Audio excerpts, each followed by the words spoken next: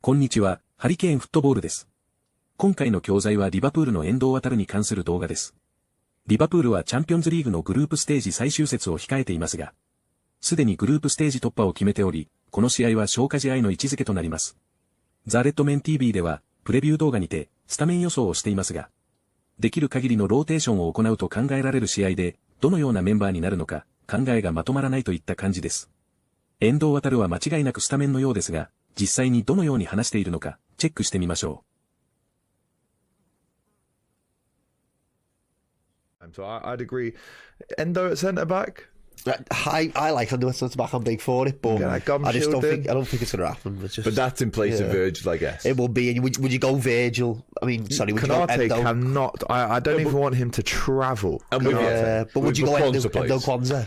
You wouldn't, would you? It's probably a little bit too It was weak. them two for Accrington, wasn't it? Kwanzaa and but these have scored 61 league goals. They're 20 clear of Ajax. No, but yeah, I hear that. But Ajax aren't that great. Let's have it right. And also at the same time, Endo and Kwanzaa against Luke de Jong.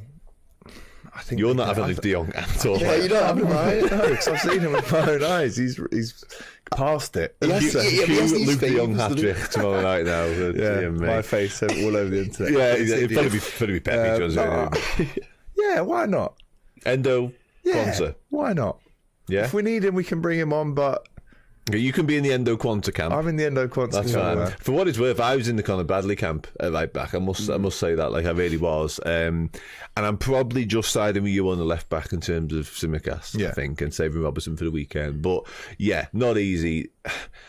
I think Van Dijk does play. I think Van Dijk plays alongside. He will play. He will play. But for me personally, I just love Endo. I think he's one of my favourite Liverpool players. He is.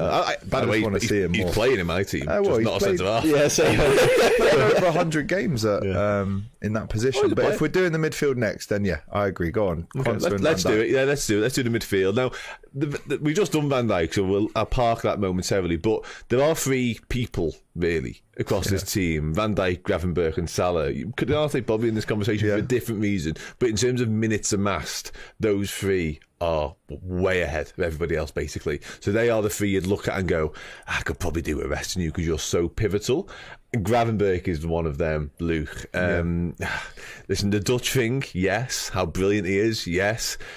But if you can wrap him up in cotton wool, and we have actually seen Slot do this in the Carabao Cup. Like, he hasn't travelled to a couple of Carabao Cup games. Like, he went out with his missus for a dinner for one of them. Like, he was watching it on his phone, which is boss, by the way. But still, he wasn't there. So Slot is aware of the need to protect Gravenberch. So is that something he might do tomorrow? Yeah, I'd start Endo, but I do think Gravenberch gets minutes. I do think he probably plays at least 20, something like that. Just the whole Dutch thing that we're on about. They're all going to want to play. But yeah, I'd start Endo, give him a good rest. And Endo's a good player. He did an absolute job for us last season. You know what I mean? Absolutely adore him. It's not like we're taking him out and putting some 18-year-old in who's never played. So. Okay. Alex? Is this we're doing the three in midfield? Let's do the DM first. It's Endo all day long. Okay. It's Endo. Yeah, Gravenberch, have him on the bench. I think Endo is more than capable of doing a 90 minutes, but again, managing the minutes, we could almost switch that up on Saturday. Gravenberch plays 70 and then Endo comes on for 20 at the end. So yeah, definitely Watara. I think there's something in keeping the likes of Gravenberch ticking over with 20 minutes. I really do. I quite like that solution there. Let's move forwards then. Alex, I'll come back to you on it, mate. Yeah. I think the midfield three recently has been absolutely exceptional. So Bosley, Gravenberch, McAllister. So much so that I don't really want to see it tomorrow night. Yeah, exactly. McAllister's right at the forefront of that thought process for me. Yeah. What's your thoughts there? I totally agree. I would have Soboslai playing and leave Maka on the bench again. The whole Tsimikas, the whole Endo thing. Can we give him 20 minutes at the end? I don't see anything wrong with that. I just think Soboslai has that much energy that if you didn't play him at the start of any game, you'd go, if the game wasn't going your way, you could go, we should have just started Dom in this game because he would have been fine with it. So I would start him, but it's the other lad, Maka, that I'd definitely rest for this one. And then, we can look at bringing on someone in that third position. But yeah, Endo and Sob, I mean, is that even a weaker midfield? No, but it's who's the third one, isn't it? I guess. Like, there's a Harvey Elliott conversation. I'm sure you'd be very much in favour of that. There's a Trey Naoni conversation. There's a Tyler Morton conversation here. Tyler, how do we feel, Luke? How do we feel? I probably don't play Sobbo at all, just because I think there's an element of Sobbo's a little bit more fragile than McAllister in terms of minutes. So I think I'd probably play Maka and then put Harvey next to Maka. See, I would have done the opposite. And then maybe bring Maka off for Gravenberch and leave Endo on to play the 90. We're all over the place here. Dependent on how the game's going. You know what I mean? It's all dependent on how the game's going, isn't it? But see, I'm going Endo, Sobo, and Harvey. Yeah. And I hear the Tyler Morton shout. I do. But I don't think you would necessarily need 2 DMs for this game. No, I think Tyler could be more of the 8 that Maka does. Obviously not as... Listen, I really like Tyler Morton. He's not as good as McAllister. I've said it. I think he could do that role, is what I'm trying to say. I don't think he is an out-and-out, has to play at the base of midfield. Yeah. I think he can do a bit more advanced stuff, a bit more of the dirty work.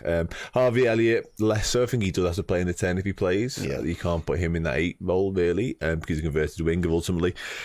Yeah, it's really tough. Really, really tough. Trey Naoni, I don't think he's a million miles away from this conversation either, for what it's worth. It'd be interesting to see if he travels. I imagine he will do. Do you think he'll play against Plymouth? Yeah. Yeah, I do. I'd be surprised if he didn't, to be honest with you. So it's tough. I think the midfield is the toughest part of this entire conversation, personally. Let's forget this entire conversation happened. I'm going to ask you right now for the midfield 3 you'd name. Endo, Soboslai, Harvey Elliott. Okay. Luke? Yeah, I'm Endo, Maka, Harvey Elliott. Okay. I'm Endo. I'm Endo, Morton, Harvey Elliott. Which I know is wild. I'm aware of that before anybody clips it up and calls me an idiot, which I'm fine with, ultimately. King Jason has gone for James William McConnell. I absolutely adore middle name. The use of the middle name there, by the way. That is fantastic. We might see some McConnell. I wonder whether Liverpool are being a bit protective over like James McConnell, because there might be a lone move on the horizon for him. So maybe and Tyler as well, you know. Tyler too. Yeah, absolutely. Yeah, we spoke after the Accrington Stanley game, didn't he? And they said there's a decision to be made. Yeah, exactly. So it might lend us to what happens next for him, which might mean it's more likely to be Naoni potentially. Do you remember that game Tyler Morton played against Porto? Yeah. When I think it was the game where Thiago scored that wonder goal. Yeah, I thought he was brilliant in that game. So there's really definitely a player there. We can't, just because we've got Soboslai, Maka, Endo, all these guys, we can't forget actually what the potential is of Tyler Morton. Sadly, it probably won't be fulfilled at Liverpool, but we've given him the base. He's got great Champions League European experience. Yeah. He's gone down to the Championship. He was fantastic for Hull last year, was it? Blackburn. Yeah. So there's definitely a big player there. It's just who gets him, and I wish him all the best, because 100%. He's had a great foundation to his career under Klopp and Slot so far. Yeah, he started the game Spurs away when we had loads of COVID situations going on. He was really good in that game too. So yeah, he's been really good, really impressive when called upon this season as well in the Carabao Cup and all that sort of stuff. So yeah, whatever happens with him, wish him all the best. Be interesting to see if he's involved tomorrow. Okay, I think we've got something like a midfield there. Let's do the front 3. That 100%. Okay, let's wrap up with some score predictions then, shall we? Including you guys in the chat, if you don't mind. So much just depends on team selection, I'm aware, but whatever. Score predictions, Alex. 2-1 Liverpool. Yeah, I like that. I think I'm going to go 3-1. I think 2-1 later on, just get a little extra one at the end. Okay. I'm going to stick with 2-1 as well. Who's scoring for them? Luke de Jong. Luke de Jong. 45 yards. Absolute scorpion kick. Missile. Ibrahimovic's goal for Sweden. Do you remember that mad? That's the goal he scored. Jaros scrambling back. What he's going to do, he's going to run to the camera, grab his ear, and just point his ear and say AJT on Twitter. Pull up his shirt. Hold that, you sausage. Daniel Edwards says 4-1. The inevitable King Mo says 1-1. Fuzz Flax has got Ricardo Pepe down as the goal scorer. Ryan Higgins says 2-0 as well. How many goals has that Pepe got this season? I think he's the 9, Luke de Jong's the 11. That's the league, though. I'm not sure about the Champions League. I think you're right on that not bad, initial assessment. No, he's decent, yeah. How old is he? 20? Sure. Never heard of him. 21, yeah. Younger than Luke de Jong. Yeah, I mean, that's not hard. I'm younger than him. So, yeah, I'll say 2-1. I'll say Cody Gakpo gets a goal against his old team, and I'll say Chiesa. Does he celebrate Cody if he scores? Yeah, very respectful. Doesn't give it that. No, I don't think he does a salute. Is that a celebration? I guess it is, but it's very low key. Isn't it? He's a low key kind of guy, though. Apart from the United game when he scored the first of the 7 and he did the knee slide, I don't remember him like being overly jubilant when he scores. But I don't mind that because it's business. Like when he did the little dink in the 7. He was in the Cop, wasn't he? That game alone, then, it's United, you're right. Isn't it? Yeah. But I can't remember him like giving it all that, which I'm cool with. But Cody scores. Okay, we'll go Cody. And do you know what I'd love? a header from a corner. We haven't had one of them for a long time. Normally it's Konate in the Champions League that does that, but Endo header. You heard it here first. Even though he's probably not up for the corners, he's probably on the edge of the box. Or it could trickle out and he does a little Stevie G, Olympiacos slides. He's got that in him. He's got that. Yeah, we've seen it before. We've seen it, mate. I love the ball. Scored. Not stuck. He came stuck. Who did he score against? He scored against Fulham. Banger. He scored Wales, as well. Oh, did he? Europa League, he scored a header. Oh, yeah. There you go. Endo header. See, he has done it before. I wasn't just making it up. So I've got to bring this chat up as well. Kieran Morris in the squad. Possibly. He's definitely in the round that squad. He's on the B. 次は解説です。今回は話題自体が簡単なこともあって、話している英語も表現も簡単なものが多かったと思います。簡単だということは、日常的に使える会話表現も多いということでもありますし、より初心者の方にも使いやすいものだと思いますので、楽しんでいただければ嬉しいです。それでは本日の解説をチェックしてみましょう。But in terms of minutes amassed, 余すとは何かを徐々にそして意図的に蓄積するという意味を持つ言葉で、多くの場合、富や知識、経験といった目に見えないものを集めることを表しますが、軍隊や資源のような具体的な対象にも使われます。ポジティブにもネガティブにも使われることが特徴で、例えば、知識を蓄えるという使い方のほか、借金を抱えるという文脈でも使われます。この単語は、時間をかけた努力や戦略の結果として得られるものを描写する際に適しており、特にビジネスや歴史に関連する文章で多用されます。But in terms of minutes amassed, but if you can wrap him up in cotton wool. ラップアップインコットンウールは、誰かを過保護に扱う、または何かを慎重に守りすぎることを表す比喩的な表現です。このフレーズの背景には、綿で物を包むように、人や物を傷つかないように大切に扱うというイメージがあります。例えば、親が子供を厳しい現実から守りすぎることや、スポーツ選手が怪我をしないように慎重に起用されることを指す際に使われますが、過保護すぎると成長の妨げになることもあるため、このフレーズは時に批判的な意味合いで使われることもあります。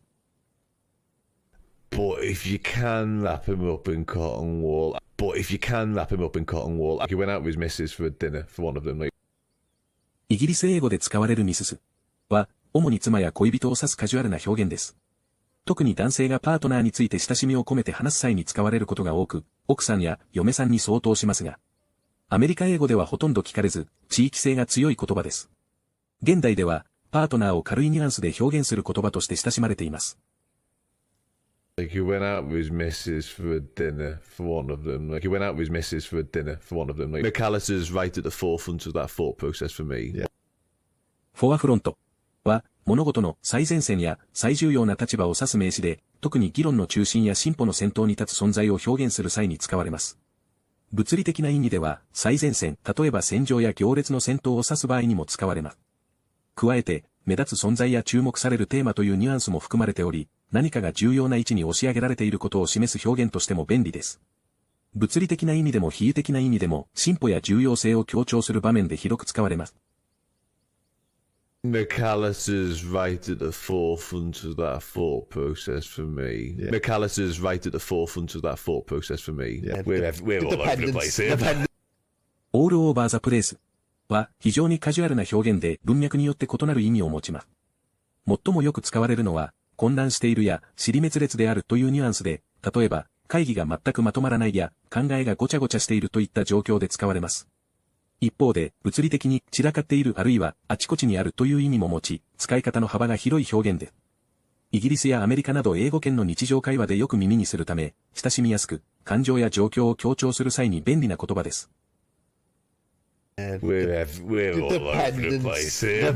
We're all over the place here. I don't think he is an out and out. アウト&アウトは何かが完全に、徹底的にそうであることを強調する表現です。人や物事の性質を強く描写する際に用いられ、ポジティブにもネガティブにも使うことができます。主にイギリス英語で親しまれているこのフレーズは、ニュアンスをしっかり伝えたいときに非常に便利で、強調したい性質や評価を的確に示したい場面で、ぜひ使ってみてください。I don't think he is an out and out. Because there might be a low move on the horizon for him. On the horizon は未来に起こりそうな事柄や出来事を表現する際に使われるフレーズです。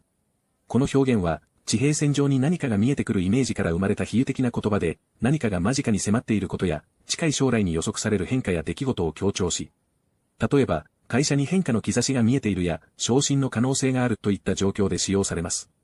ポジティブな文脈でもネガティブな文脈でも使えるため、未来について話す際に非常に便利な表現です。Because there might be a low move on the horizon for him. So, because there might be a low move on the horizon for him. So, sadly, it probably won't be fulfilled at Liverpool. フルフィルは実現する、果たす、満たすといった意味を持つ、日常的にもフォーマルな場面でも幅広く使われる動詞で、例えば、義務や約束を果たす際には、責任を果たす。目標を達成する際には、夢を実現するというように使われます。また、期待や条件に応じる場合にも用いられ、この製品は条件を満たしたという表現にも使われます。仕事や学問、さらには個人の目標達成を語る際に非常に便利で、成功や達成感を強調する場面で欠かせない言葉です。Sadly, it probably won't be fulfilled at Liverpool. Sadly, it probably won't be fulfilled at Liverpool. But it's very low key, isn't it?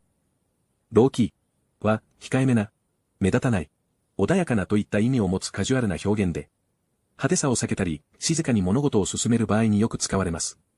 さらに最近ではスラングとして、ちょっと、実は、というニュアンスを持つ副詞的な使い方も広がっており、例えば、ちょっと緊張しているや、実はこう思っているといった内心の気持ちを控えめに表現する際に便利な言葉で、控えめなスタイルや感情を伝えるときに多用途に使える表現です。